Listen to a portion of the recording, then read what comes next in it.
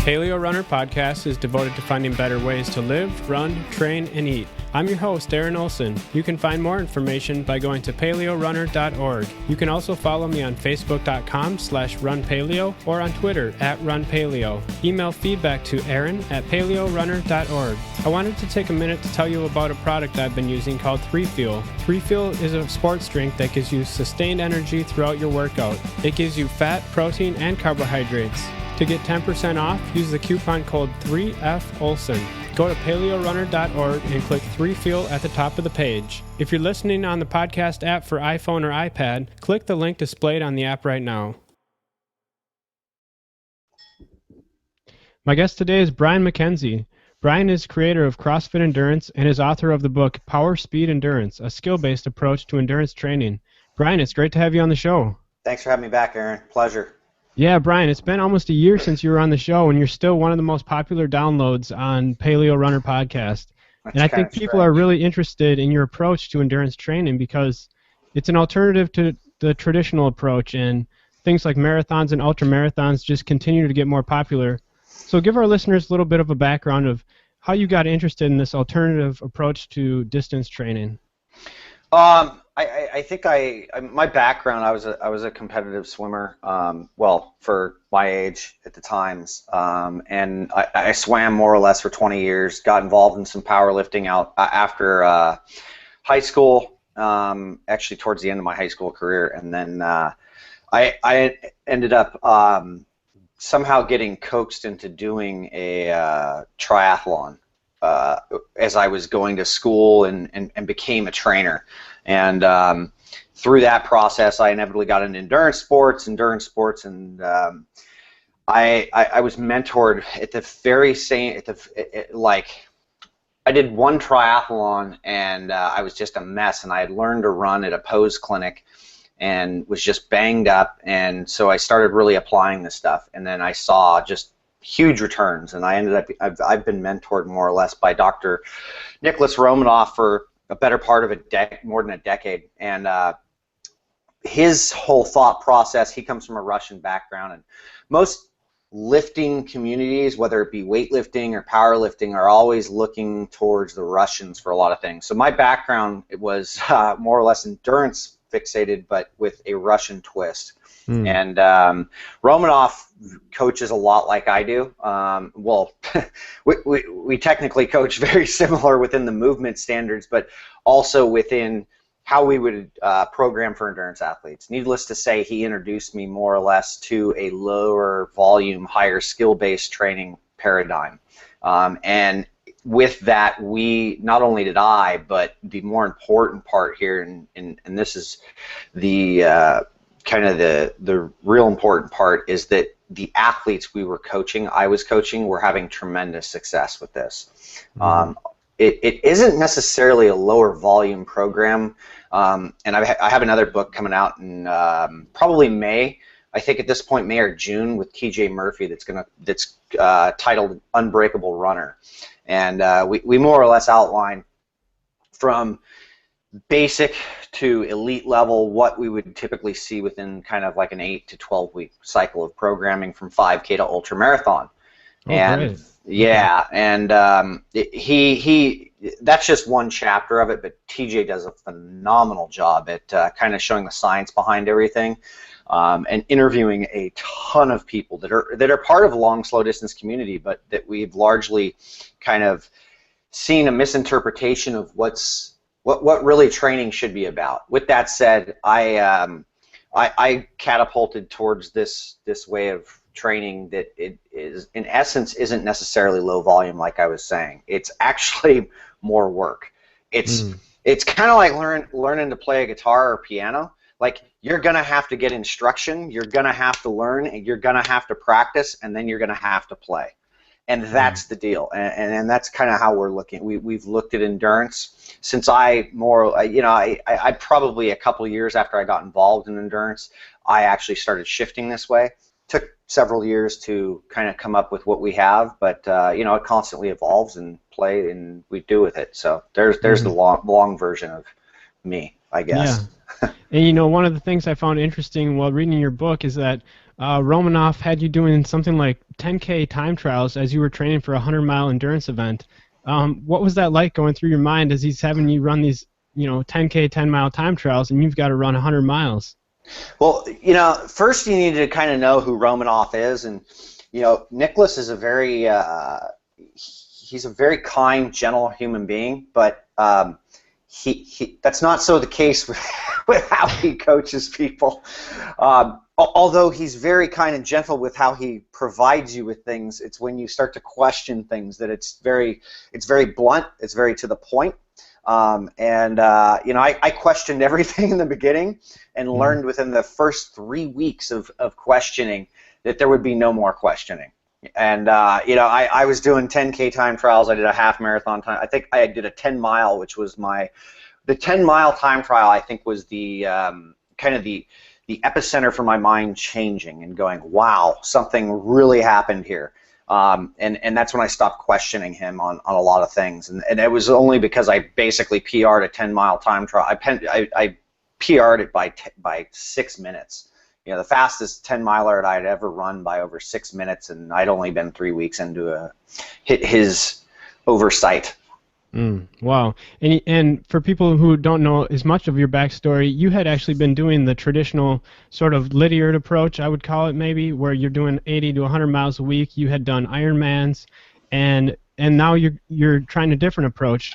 What made you kind of want to stick with it? Because, well, you said that 10-mile, but you were only 3 weeks into the program. What gave you that confidence that, okay, this might actually work?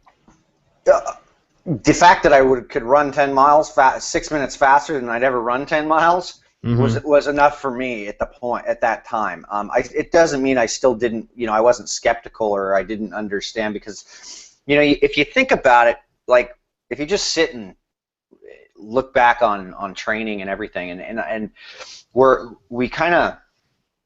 we hear how something's done from an elite level, or we hear how somebody got something done and trained. And I'm watching this right now with a kid by the name of Rich Froning, who has won the CrossFit Games 3 times in a row, and potentially could win it for a 4th time. And people think because Rich can do so many workouts that is what is separating him from everybody else, and that is not what separates him from everybody else. Not by a long shot, because anybody can actually go do 4 or 5 workouts a day. And this goes back to endurance and even the Lydiard approach, where we've found that it's actually been a gross misinterpretation of what Lydiard did. And actually what a lot of coaches do today is where it's more or less just tossing a dozen eggs at the wall and finding out who actually has the better technique of it, because it's the one who has the better technique that doesn't break, right? And that's exactly how people make it through something. And Lydiard actually was fairly intense with what he did with a lot of his athletes, and it was a brutal thing, and it progressed year after year after year. And that's essentially what's happened with Rich Froning. Is here's a kid who actually, it was said this weekend by a friend of mine, Derek Robinson, where he's like, look, you've got a guy at the last event in the CrossFit Games who's stabilizing a bar over his head with his shoulders, versus Rich Froning, who's in the last event and he's stabilizing a bar over his head off of his skeletal structure, because he's so open and in such a good position that the kid doesn't have to there's less of a metabolic cost, so he's much more efficient. And that's more or less kind of what we're trying to get the general public and everybody who's out there just running and kind of breaking every year to understand that, hey, there's a better, easier solution to getting to where it is you possibly want to go, or even seeing a much larger picture as to where you want to go. Like there's actually more, you have far more potential than you actually think. But because you've just been lacing up your shoes and heading out the door, which is just fine to a large degree, but if you don't ever treat it as though it's a skill, then you actually are going to pick up problems along the way, because you aren't actually dealing with joints in their full range of motion. You're dealing with things in a shortened range of motion for longer periods of time, and then not understanding that you might need to start moving in a more functional manner than just running. So I guess that's more or less what we've seen and why we've come to the conclusions we have. Sure, there's a lot more to it, but that's kind of the overall picture, as to where it's like we're taking a runner and going, hey, you can actually look like a real violinist or real guitarist here. You can actually play beautiful music. We just need to take you there. We just need to show you the proper keys. And that requires some skill training. That requires intensity, and then and on top of that, it requires volume. There's a lot to that last answer that you just mentioned, and one thing that you said was that we're not all elite athletes like Rich Froning, and we can't all work out 4 to 5 times a day. And a big part of your program, I think, is maximizing recovery and really figuring out what works for you as far as getting in those individual sessions to really hit it hard, but then allowing your body to recover. Yes. Do you see people overtraining too much with the high mileage approach? Yeah, I think it's more along the lines of under-recovering, but yeah, Okay. the overtraining principle, I've always kind of looked at it as like, hey, you can go out and do as much as you want. And I mean, Erin's actually in the other room right now rowing, and then she's going to do a CrossFit piece after and a few more sessions. And the fact is she can handle that type of stuff, and she's built to that capacity where, I may not be right now. It would take me some more time to climb up to that potential, and it's not that I can't go out and do 3 workouts in a day. It's just going to come at a cost. And do I get myself back to normal as quickly as she does? No, not right now. And me being almost 10 years older than she is, I'm almost 40 at this point. So it's like, hey, how much time do I need? What do I need to do in order to get myself back so I can start training again? In order to get back to, in order to do a race that I want to do at 100%. And that's always the goal. And it's like, I don't ever, I realize there's stuff out there on the internet where it was like, hey, he just doesn't, there's nothing, no, you're not supposed to run over 13.1 miles, or, you're never supposed to do more than a half marathon, blah, blah, blah, blah. That's not true. There's plenty of athletes out there who can handle running 20 miles on a Saturday and get back up and do something else on a Sunday. It's just, the 90, that's the 1% crew. The rest of us are not going to be doing that. And if you've ever done an ultra marathon, you understand what I'm saying. Because the next day, it's there's very few people who can get up and move around just fine. I actually have a guy coming in right now, Mark Matiziak, who's a guy's multiple-time Badwater, multiple-time. He's a phenomenal endurance guy. But he understands that there's also a solution to him there's a better solution for him getting back to normal much quicker. And he knows that when he's stronger, when he's fitter, that happens because of the other auxiliary stuff he's doing. Okay. You also mentioned that Lydiard might have been a little bit misunderstood, and I remember reading his book, Run to the Top, and he had, I think it was Peter Snell, who was an 800-meter runner, doing sprints in the sand and hill sprints. And although he was actually doing some 20-milers as well in the off season, he also focused on things you talk about, like strength, speed, and technique. So how important do you think it is to get those strength and speed versus that 20-miler, say? I think it's more important than the actual longer distance running. But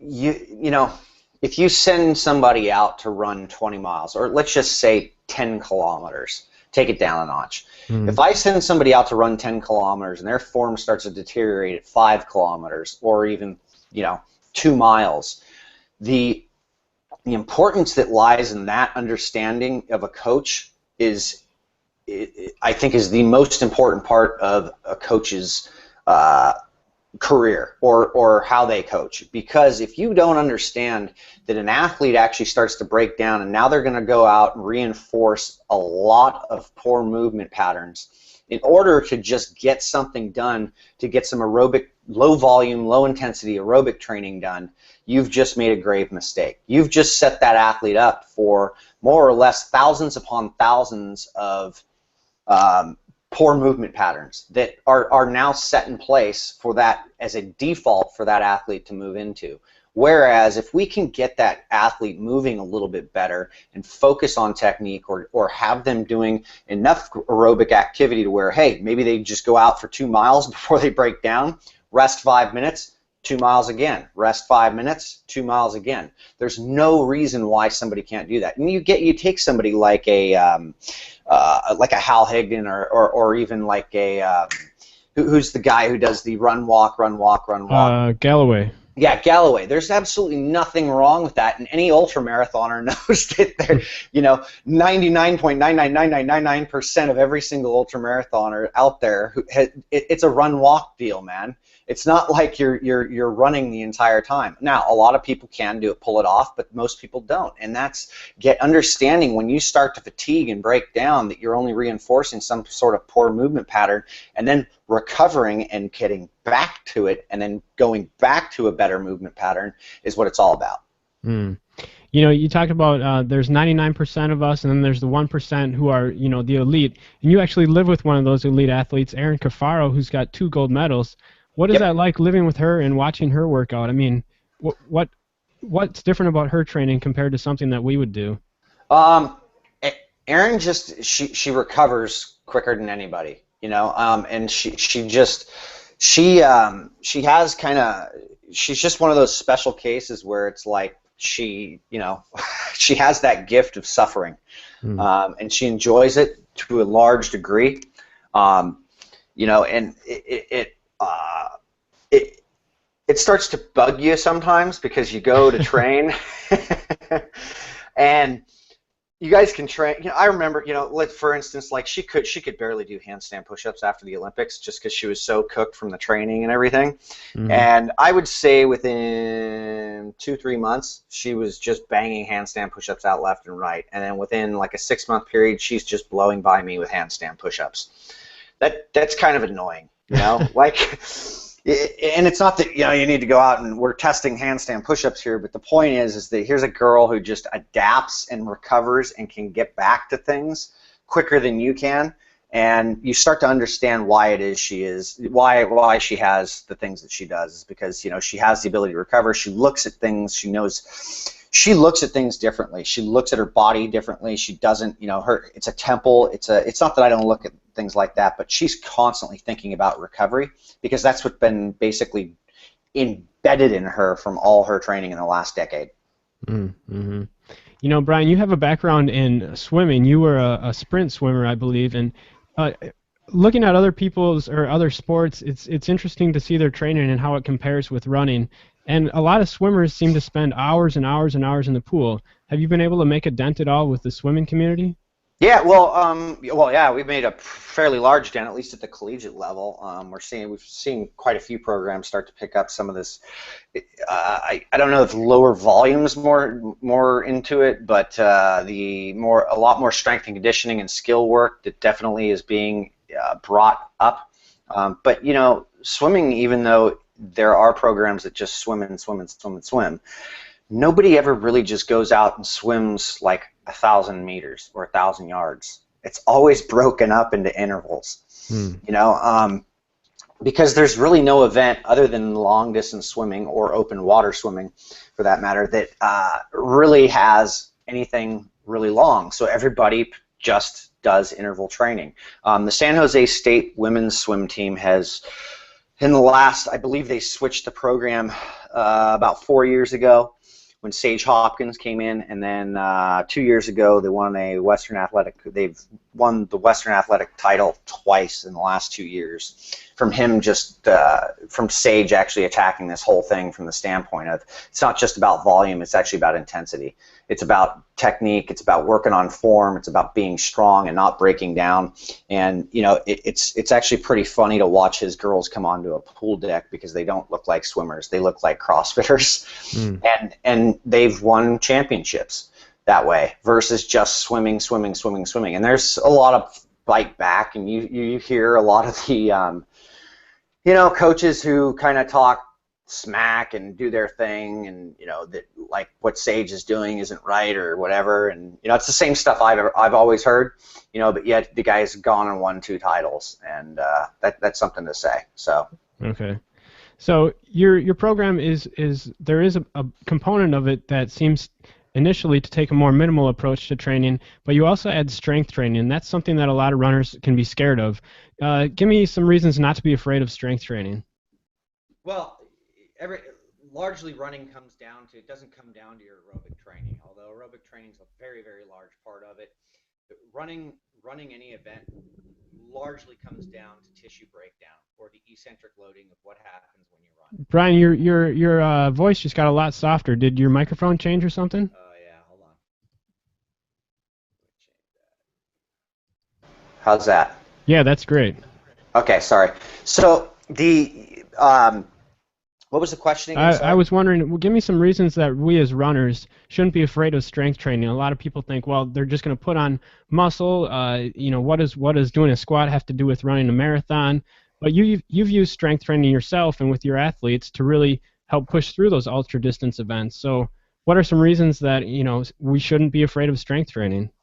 Largely, what happens is running, you break down because of eccentric loading. So it's not an aerobic issue, and anybody who's run an ultra marathon or run a marathon or run maybe a 10K, and maybe 10K is not a great example, but it still is an example of the fact that you're not out of breath when you finish these events. These are not largely so aerobic training wise, that's not what the problem is. The problem is the eccentric loading, and that eccentric loading is largely a strength and conditioning issue. And I understand runners not wanting to put on weight and things like that, but the fact is if you put on weight and you're put on 5 to 10 pounds, yet you get faster, then I don't see any issues with that.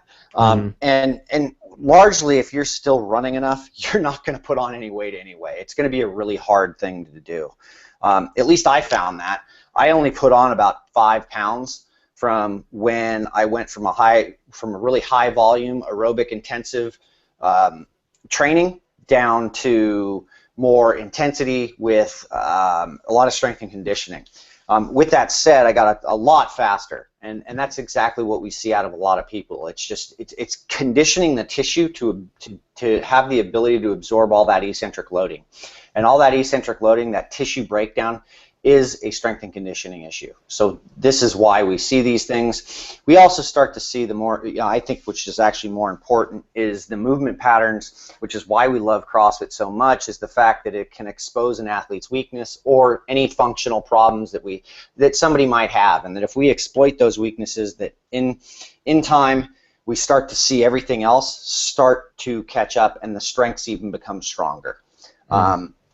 And that's a big bonus, because a lot of people don't think as a runner that going overhead has anything to do with running, but the fact is your shoulders and your shoulder mobility has a ton to do with how you run.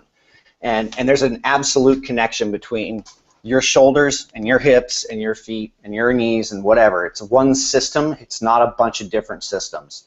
So if one thing's screwed up, it's all going to come down the chain. Gotcha. Brian, let's talk a little bit about nutrition. I told you about that I read a chapter in a new book called Diet Cults, and it's written by Matt Fitzgerald, and he's basically got you pictured as this cult leader of the paleo diet. What's the deal with that? I mean, do you think the paleo diet is a cult? No, not at all. I don't know. The paleo diet is not a cult. The paleo diet is a lot of people, more or less. Now, that doesn't mean that there's cult-like people that are within the paleo movement, but I will tell you right now that most of the people who I am friends with, who are actual leaders within the paleo community, I don't necessarily look at myself as somebody who's kind of one of those cult leaders in the paleo community at all. Although that is the way my lifestyle is focused more or less around the paleo diet, because it's a principle-based lifestyle. It's not necessarily a diet, which it's been kind of deemed as, but people tend to think things are cult-like, and when they come to new and have a lot of traction, and then when people get involved who are crazy about the results and everything that happens. And you know, I think the paleo diet largely, and it's starting to get much more momentum going on, is more or less one of the better ways to figure out if you've got any inflammation issues going on in your body, or any which basically leads to gut problems. And most people don't know. I didn't know. I had no idea until I switched over, went about 90 days on paleo, and then reintroduced some grain, and found out really quick how gluten intolerant I actually was. And how much inflammation I was basically dealing with when I was a high carb athlete. So I'm just not that. It's not that I'm anti-carb, because I'm not, because there was a point in my career where we were very anti-carb and thought we could get away with it. But we've since figured out that you know, adding carbs back to athletes' diets who are actually taxing the glycolytic system, not just athletes. You know, if you're more or less just an aerobic athlete, I think low carb is the absolute way to go, and only way to go, if you want an efficient fueling system. If you don't, then you should eat high carb. And you know, but if you are somebody who's taxing your glycolytic system quite a bit, you're going to need some carb introduction back into your deal.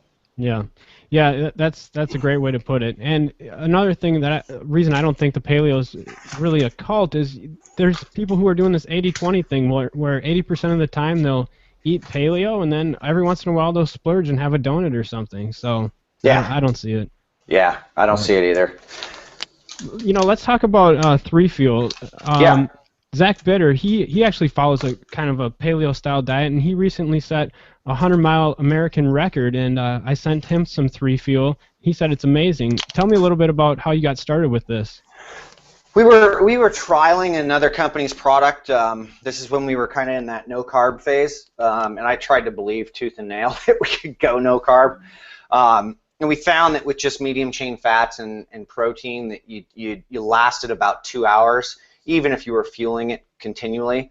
Your body's just burning through too much glycogen, and you can't get through gluconeogenesis quick enough after a certain point.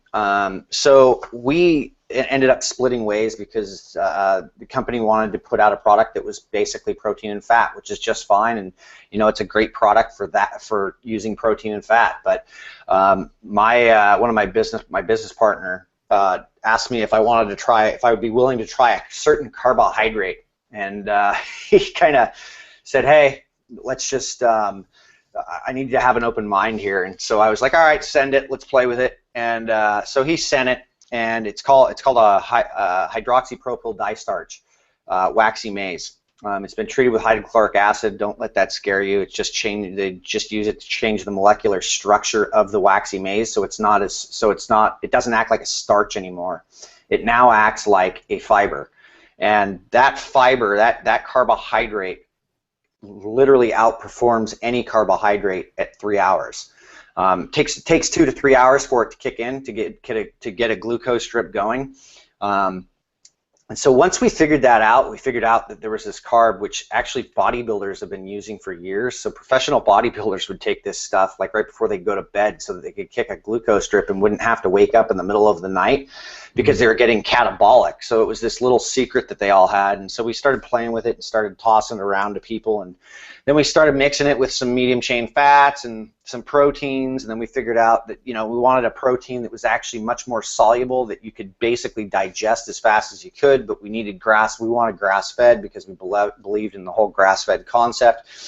You know, and so we had to actually find somebody who produced a hydrolysate grass-fed whey protein, and we finally found somebody, and it's expensive as hell, but we meshed it together and found the right combinations after a few trials, and found that 20 grams of protein, 20 grams of carbs, and 5 grams of medium chain fats was basically the staple point of where you could literally just have infinite fuel sources as you went on, as you trained or as you competed. with that said, we also added betaine to it because there was just a ton of betaine loss through sweat. It actually showed a lot of positive results with production of power output by taking betaine back in. So it helps, not only helps with the recovery process with the protein and the betaine, but you've got, you know, enough carb kick in, and by the time the medium chain fats run out, because the medium chain fat is actually an immediately usable fuel source, that carbohydrate starts to kick in, and then you can continue to refuel, and your body, as it's breaking down, especially if you're an ultra marathoner, you're starting to help rebuild a lot of that stuff that's already starting to break down. So when you get into those 6-8 hour marks where it's a must, it's an imperative that you have amino acids coming out of your system.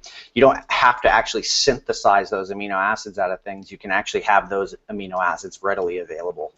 Gotcha. And you know, one of the great things I've noticed about it is that it's really easy to absorb in your stomach. I mean, a lot of times if you're running a marathon or ultra, you might take some goo packets or something, and just really upsets your stomach taking those all day. But this stuff, it almost tastes like you're actually eating something that's going to nourish you and get you through that next couple hours.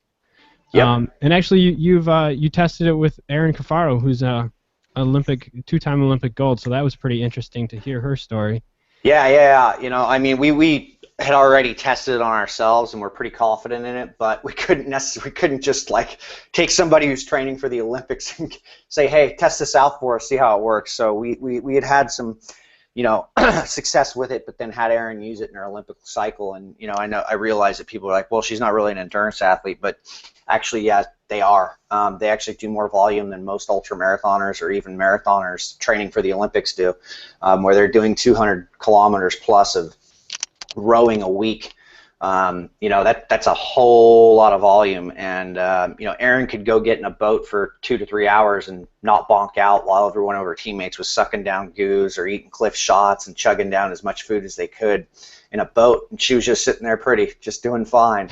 And you know, she had there's no argument, it's just she had actually a night and day race between 2008 and 2012. And I mean, it wasn't just 3Fuel, but 3Fuel was part of it. We changed her nutrition. She basically went more paleo. We dropped some carbohydrate intake, up some fat intake.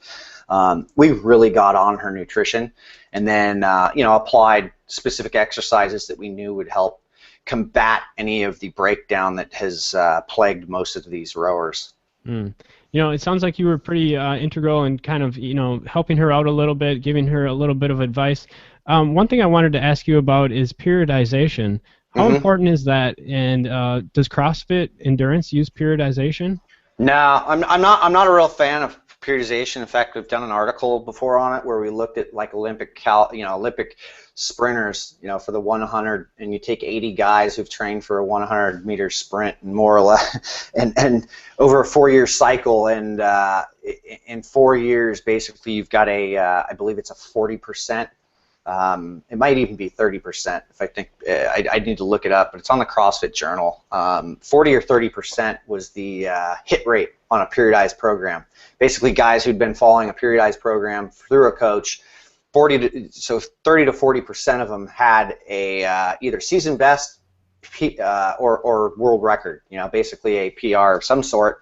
And the last time I looked, that 40% was not a very successful way of doing things. And more or less what I even saw with a lot of my training was, especially when we were following a periodized chart, was that things had to change all the time, because I was either getting banged up, dealing with some sort of injury or an athlete's injury, and then having to take a step back, do some strength and conditioning, or take some time off, and that right there in itself ends the periodized program. So the Russians have long been, you know, not periodizing things for many years. So, you know, it's just something that I've kind of been schooled on.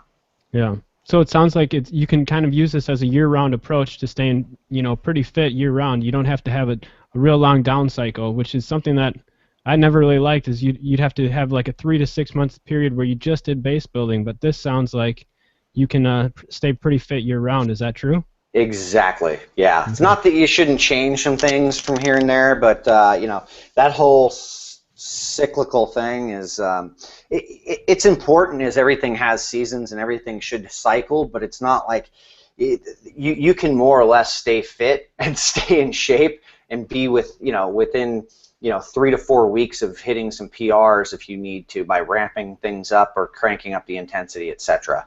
And we've seen that within the powerlifting world for eons, where guys are just 3 weeks out. At any given point, guys 3 to 4 weeks out can ramp up their training, and bam, they're going and crushing, season records. Gotcha. So Brian, you mentioned you've got a new book coming out. Tell me a little bit more about that, and if you have anything else new coming out. Yeah, the new book's called Unbreakable Runner. It's with TJ Murphy, who, if you didn't know, was the he was the senior editor at Competitor Group, and he basically did an article on us, and inevitably the deal was is if he was going to do an article on us, he had to come to a seminar and follow what it was we did for at least a few months in order to see what it was, what we were doing, versus the large majority of people who absolutely have they have no idea what we're doing, but they literally will sit there and badmouth it to every degree, and they've never even tried it. So in that whole thing, we basically, TJ and I have become great friends, and he approached me a little while ago about doing a book and more or less getting into the nuts and bolts of why and how we came to the conclusions we did. So it's and TJ's done a ton of research on this thing, gone down the rabbit's hole and brought up names and people and things that people have long forgotten about and just have just kind of pushed aside, and more or less it's a sacred cow slang, I guess, of long, slow distance. Not that long, slow distance is not one way to get to the top of the mountain, because I'm just fine with not thinking that I don't have the only way to train. I'm definitely fine with people going out and wanting to run long, slow distance, and this isn't a competition as to who has the better or best program, but it definitely is a program that has helped a lot of people and gotten a lot of people to the top of the mountain, of their own mountain. And so TJ basically has done a phenomenal job at getting into all that stuff. We get into nutrition a ton, and unlike the other book, and then we lay out some programming in that book from 5 kilometers up to ultra marathoning, from a basic standpoint to an elite standpoint. So you got basic, intermediate, and elite. Great. Yeah, I can't wait to see that book. So Brian, you're pretty active on Twitter, Facebook. Where's the best place for people to go to find out more? You can hit either Crossfit Endurance. AthleteCell is our coaching platform, so athletecell.com. 3Fuel, 3FU, 3L.com is the supplement website. And you have a code that people can use for a 10% discount on that. You can give that one out. And then I am on Twitter, which is I am unscared, and Facebook page. I'm rarely on Facebook. It's just kind of a drop a post so it goes to Twitter place. So the easiest way to actually contact me or have interaction with me would be Twitter, because I do actually respond to everybody unless you're some sort of troll. Other than that, I make it a point to respond to everybody. Awesome. Well, Brian, thanks so much for sharing with us your approach to distance training, and thanks for being part of the show. Thanks for having me on, Aaron.